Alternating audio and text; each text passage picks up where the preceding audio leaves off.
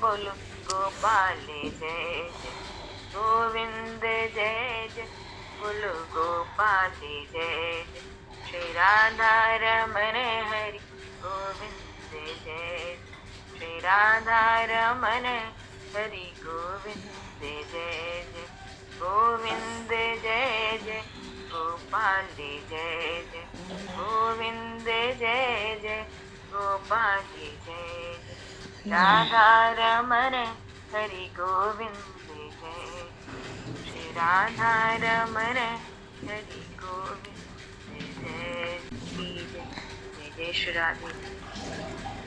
हरिशरण बोलिए श्री रामचंद्र भगवान की जय, श्री आदि कृष्णचंद्र भगवान की जय, श्री चैतन्य महाप्रभु की जय, श्री रविशंकर भगवान की जय, श्री माँ के प्यारे लाल की जय, श्री वृंदावन धाम की जय, श्री विद्याधन की जय, सब संतन की जय, सब भक्तन की जय, समस्त वैष्णवन की जय, समस्त पर्वाचार्य चरण की जय, समस्त संप्रदाचार्य की जय, सब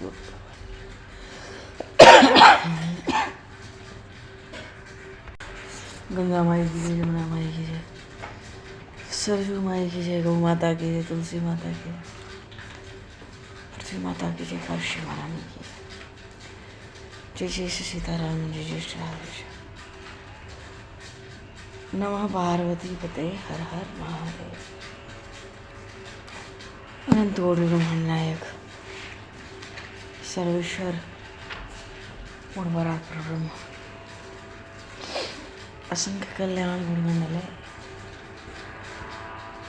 भक्तवांशाकलितरु शरणागत वत्सल भक्तवत्सल दीनबंधु भगवान से सीताराम जी महाराज की सेवा करते हैं। श्री हनुमान जी महाराज की परम पावन भाव में समय में महापुरुषों की भाव में उपस्थिति में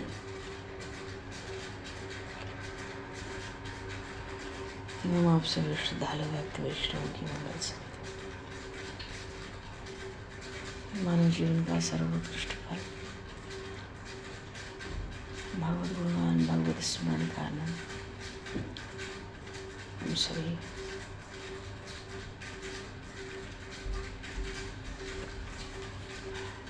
श्री चैतन्य महाप्रभु के लीला चरित्रों के माध्यम से प्राप्त करने जा रहे हैं। सर्वप्रथम आप सभी भक्तजनों के श्री चरणों में भगवत भाव से सादर वंदन सादर नमन। आप सभी को यथायोग्य जय सिया राम, जय जय श्री राधे हरि शरण, जय श्री हनुमान जी।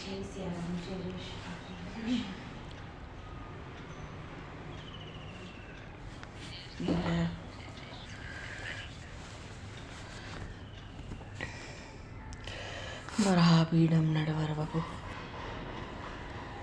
कर्णयो कर्णिकारं बिभ्रद्भासा कनककपशं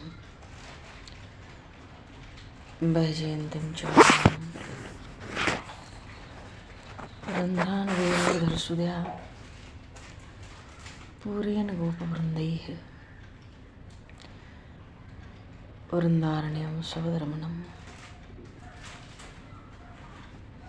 प्राविशद गीत कीर्ति।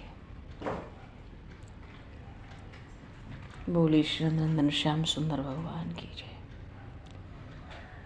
श्री चैतन्य महाप्रभु की जय।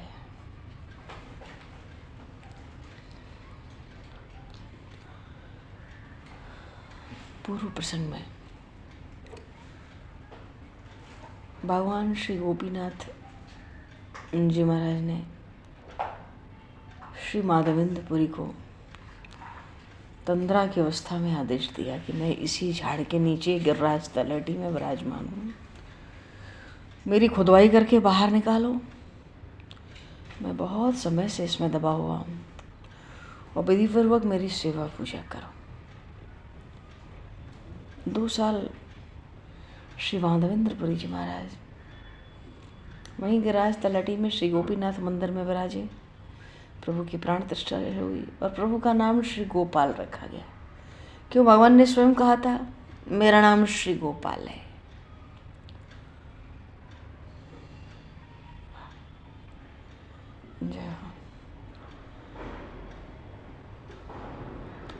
अब इतने दर्शक, इतना भेंट, ऐसी व्यवस्था बढ़ गई वहाँ गोपाल जी के मंदिर में। श्री माधवेंद्रपुरी जी को लगा एक दो चेला होते सेवा पूजा में तो सेवक होते तो ठीक था। यथा योग्य यथा समय 2 आ भी गए, दीक्षित भी हुए और सेवा कार्य में उन्होंने उनको लगा भी दिया।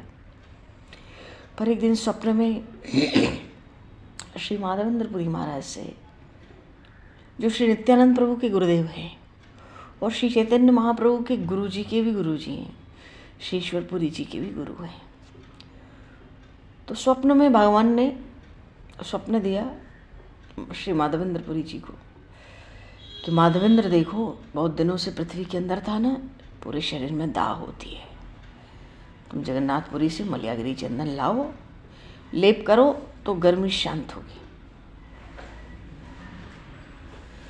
तो शिष्यों को तो सौंप दी थी गोपाल जी की सेवा। भगवान की आज्ञा प्राप्त हो गई, नीलाचल के लिए चल पड़े।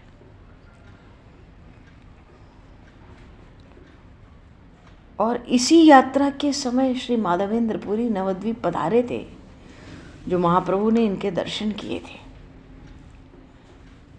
और श्री अद्वैताचार्य के घर ही आकर ठहरे थे श्री माधवेंद्रपुरी उस समय, क्योंकि जगन्नाथपुरी नवद्वीप में ज़्यादा दूरी तो है नहीं। उसी समय श्री माधवेंद्रपुरी का जो भक्ति भाव था उसको देखकर श्री अद्वैताचार्य बहुत प्रभावित हुए थे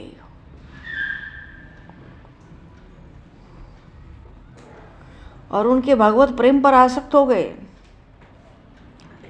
और अद्वैताचार्य जी ने भी माधवेंद्रपुरी को अपना गुरु बना लिया था उसी समय। तो नित्यानंद जी के तो गुरुदेव हैं, अद्वैताचार्य जी के भी गुरुदेव हैं और महाप्रभु के गुरु हैं। बीच यात्रा में जैसे सन्यासी महात्मा विश्राम करते जाते हैं, ऐसे नवद्वीप में ठहरे थे अद्वैताचार्य। क्या जा रहे थे जगन्नाथपुरी मलयागिरी चंदन लेने श्री गोपाल जी के लिए। कुछ दिन उस समय शांतिपुर में रहे थे। अद्वैताचार्य जी को दीक्षा दिए थे माधवेंद्रपुरी और फिर चले गए थे नीलाचल।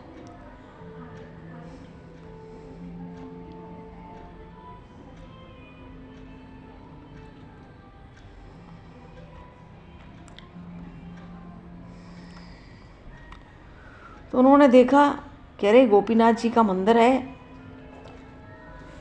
मार्ग में, जैसे महाप्रभु ने अभी दर्शन किया अपनी पूरी यात्रा के मार्ग में।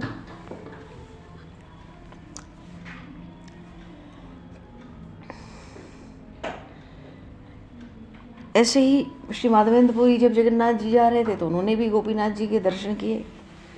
जब दर्शन किए तो बड़े प्रसन्न हुए।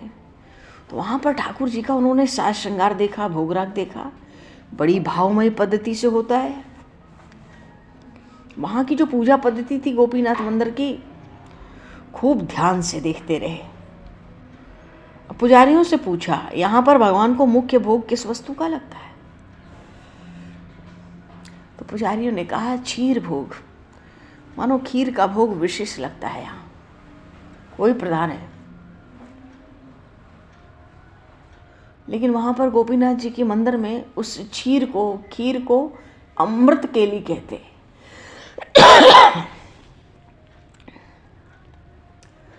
तो प्रसादी जो खीर थी वो सब जगह बट गई और बड़ी प्रसिद्ध थी।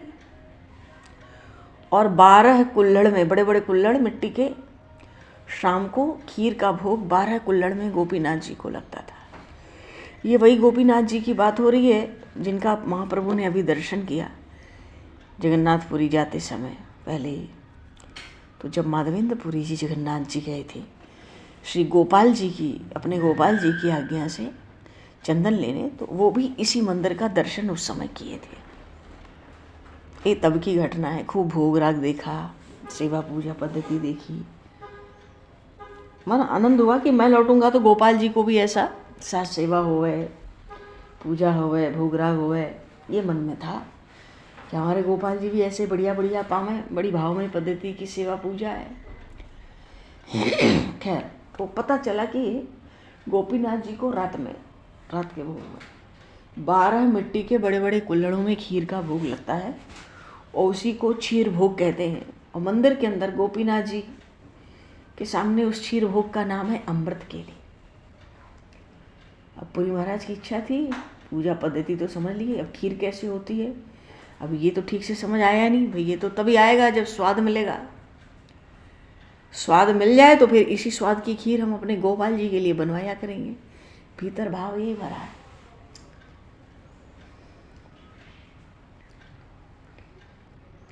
तो यदि प्रसादी खीर थोड़ी मिल जाती तो उसका स्वाद समझ आ जाता। जैसे ही विचार उनके मन में आया, पहले तो उनको भय हुआ।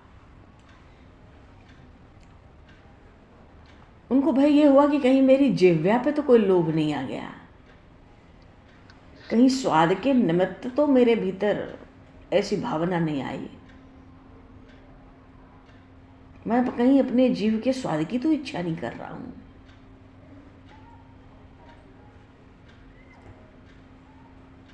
पर उनको भाव था प्रबल, हम तो अपने गोपाल जी के लिए सोच रहे थे, ठीक है, पर वो किसी से मांग तो सकते नहीं थे ना प्रसाद। उनके जीवन की वृत्ति अयाचित थी, वो जीवन निर्वाह के लिए किसी से कुछ मांगते नहीं थे, जो अपने आप मिल जाए। अब क्या करें जी, बिना मांगे कुछ मिले तो ठीक है, पर चखने की बात तो मन ही मन में रह गई कि खीर चखते, पर इच्छा तो किसी के सामने प्रकट नहीं कर सकते।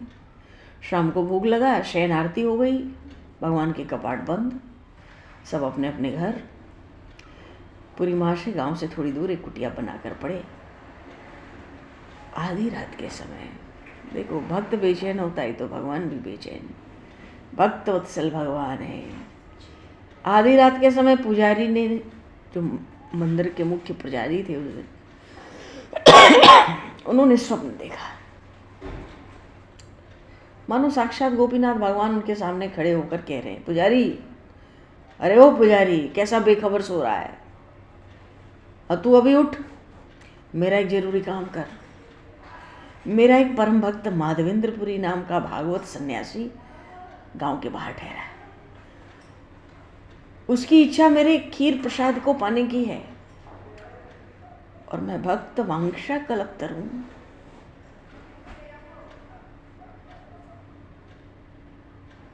तो मैंने भोग के 12 पात्रों में से एक को चुराकर अपने वस्त्र के अंदर छिपा लिया है।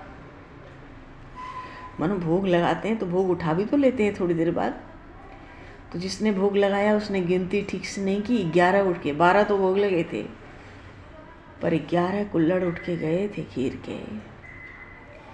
गिनने वाले की गिनती में नहीं आया, प्रभु पुजारी को कहते हैं। एक कुल्हड़ मैंने अपने वस्त्र के अंदर छिपा रखा है,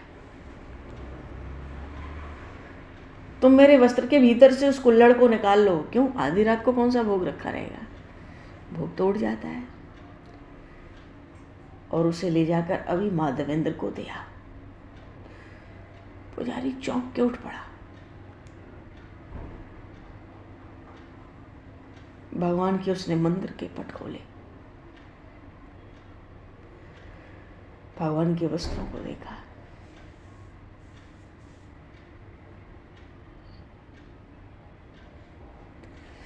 सचमुच वहां एक खीर का पात्र रखा था भीतर, कपड़ों के भीतर।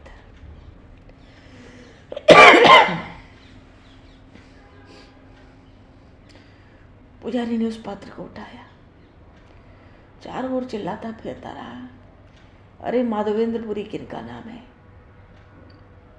जो माधवेंद्रपुरी के साधु हों वो इस क्षीर पात्र को ले लें। भगवान ने उनके लिए खीर की चोरी की है।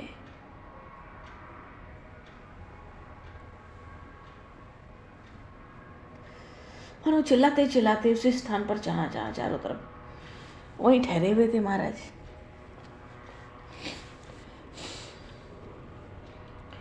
पुजारी के मुंह से अपना नाम सुनकर बाहर आए, कहने लगे, महाराज मेरा ही नाम माधवेंद्रपुरी है, कहिए क्या क्या है? इतना सुनते ही पुजारी पहले तो उनके चरण कमलों में गिर पड़ा, बड़ी विनती से कहा, महाभाग आप धन्य हैं, आपकी इस अलौकिक भक्ति को मैं कोटि कोटि नमन करता हूँ, धन्यवाद करता हूँ। आज हम आपके दर्शन से कृतार्थ हुए। इतने दिन की भगवान की पूजा का फल आज प्राप्त हो गया। हम जैसे पैसों के गुलाम को भगवान साक्षात दर्शन कैसे दे सकते? पर हाँ, भगवान की पूजा करने का प्रभाव, आप जैसे परम भक्त का दर्शन। हम तो आपको साक्षात भगवान ही समझते हैं।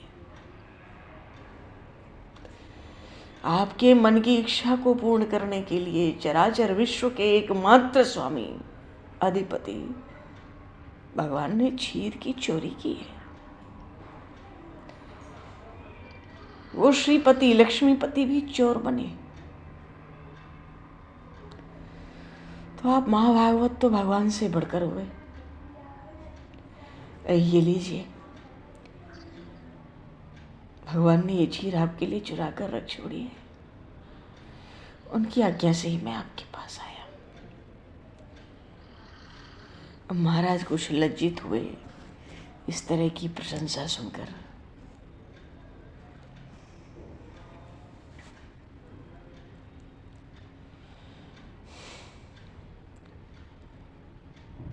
भगवान की कृपालुता, भक्त वत्सलता, अपने भक्तों के प्रति अपार ममता का जो भाव है भगवान का, उसका स्मरण करके भाव विभोर हो गए माधवेंद्रपुरी। रुदन करने लगे। ऐसे ही रोते रोते उन्होंने भगवान का दिया हुआ महाप्रसाद दोनों हाथ फैलाकर बड़े दीन भाव से भिखारी की तरह ग्रहण किया।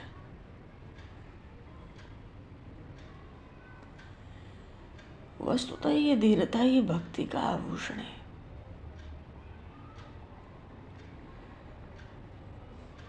जब तक सूक्ष्म अभिमान भी है, भगवान की ऐसी कृपा नहीं होती। भक्ति में तो दीनता ही प्रधान है।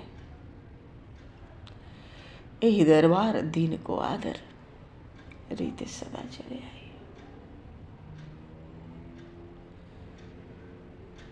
तो एकांत में प्रेम में पागल होकर महाप्रसाद पाने लगे। इस समय माधवेंद्रपुरी को जो सुख हुआ, उस आनंद का अनुमान कौन लगा सकता है?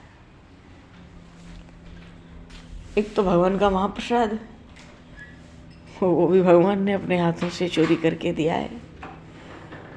पूरी महाशय रोते जाते थे, प्रसाद पाते जाते थे। चारों ओर से उस पात्र को, मिट्टी का पात्र था, बड़ा कुल्हड़, खूब चाट चाट कर प्रसाद पाया। जल ढालकर धोकर पी गए। मिट्टी के उस पात्र के छोटे छोटे टुकड़े कर लिए, अपने वस्त्र में बांध लिए। अरे भगवान के दिए हुए पात्र को वो फेंक कैसे सकते थे? उस टुकड़े को रोज नियम से एक एक करके खा लेते थे।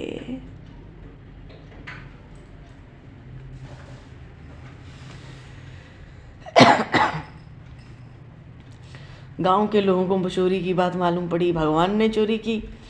हजारों लोग उनके दर्शन को आते थे।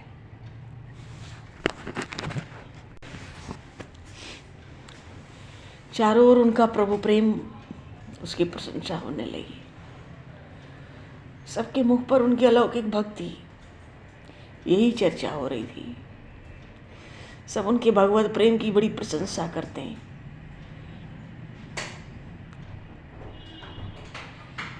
गोपीनाथ भगवान के चरणों की वंदना करके उस समय माधवेंद्रपुरी जगन्नाथपुरी चले गए।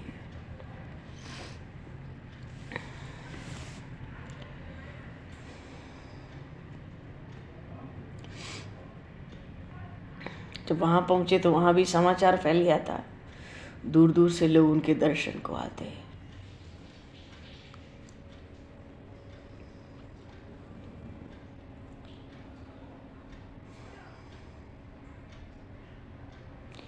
गोपीनाथ भगवान के दरबार में से पुरी महाराज प्रतिष्ठा के डर से भागे थे, पर जगन्नाथपुरी में भी वो पीछे पड़ गई।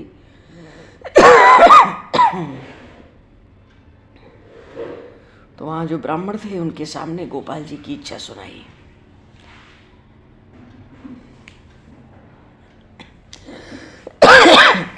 बोलिए श्री भक्तवत्सल भगवान की जय। चलो जी, अब एक प्रसंग तो हो गया है, थोड़ी व्यस्तता है, अब विराम भी दिया जा सकता है।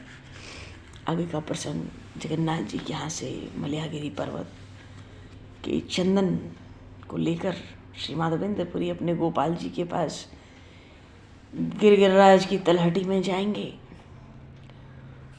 और गोपाल जी को चंदन का लेप करेंगे। लीला भी बड़ी सुंदर है। तो अब ये प्रसंग आगे, आवाज इतना ही। बोली श्री चैतन्य महाप्रभु की जय, श्री माधवेंद्रपुरी जी महाराज की जय, श्री गोपीनाथ भगवान की जय।